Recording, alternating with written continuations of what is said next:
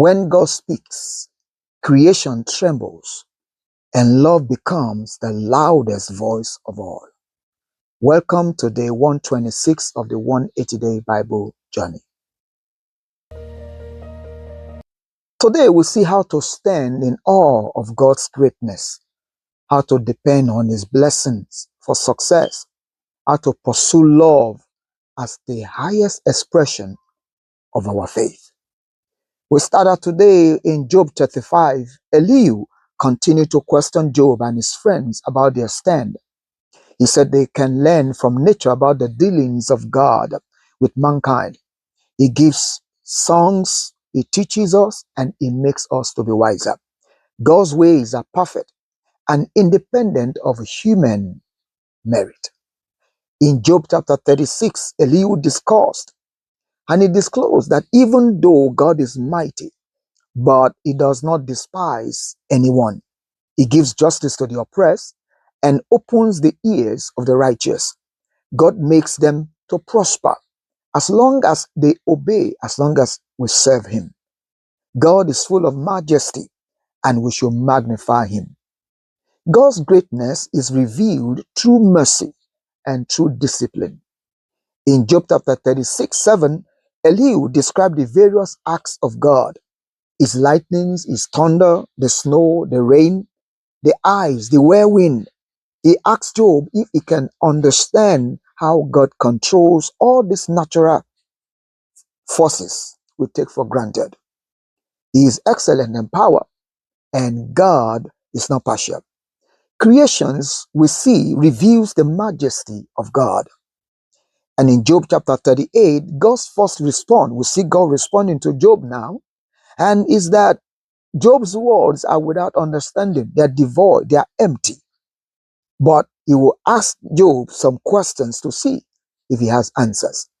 God started asking Job about if he knows how the earth was formed. What are the dimensions?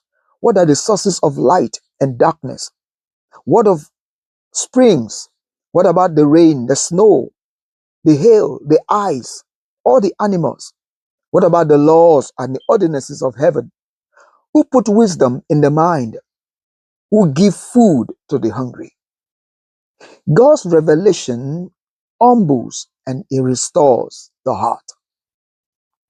In the book of Psalms, Psalm 127, we see the psalmist says, "It is the Lord that sustains all our efforts and make us to become successful. He even keep watch over us to be saved." God is the one who gives us children as stewards and a reward us to train them. All fruitfulness, all success flows from God's favor, not human effort.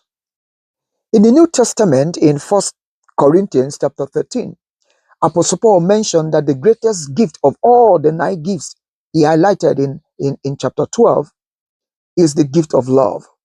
And he described the characteristics of love: kindness, goodness, humility, truthfulness, positive thinking, righteousness, and honesty.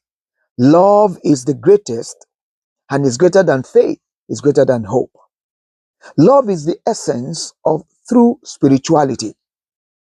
In 1 Corinthians chapter 14, Apostle Paul admonished us to pursue both love and also the 9 spiritual gifts, but more especially the gift of prophecy.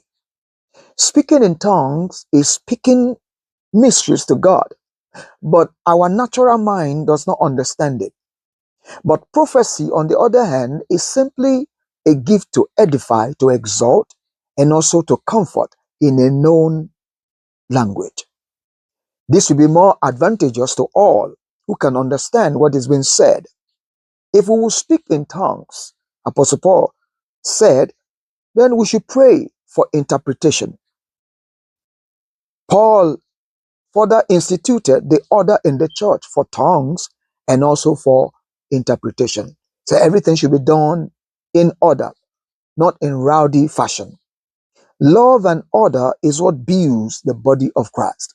As you and I begin to engage in the gift of the Holy Spirit, and we are taking cognizance of the advice and the admonition of Paul to do things in order, I believe God is going to be glorified.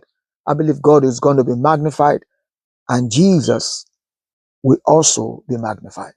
And that brings us to a memory verse in 1 Corinthians chapter 13, verse 13.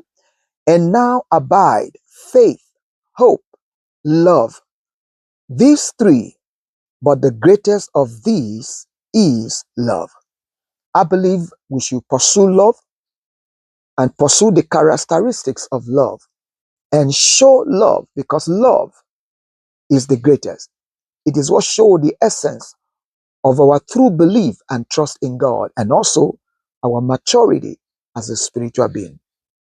My name is Alan Olonshola, and I thank you for joining me today. I look forward to seeing you on tomorrow, day 127. God bless you and have a good day.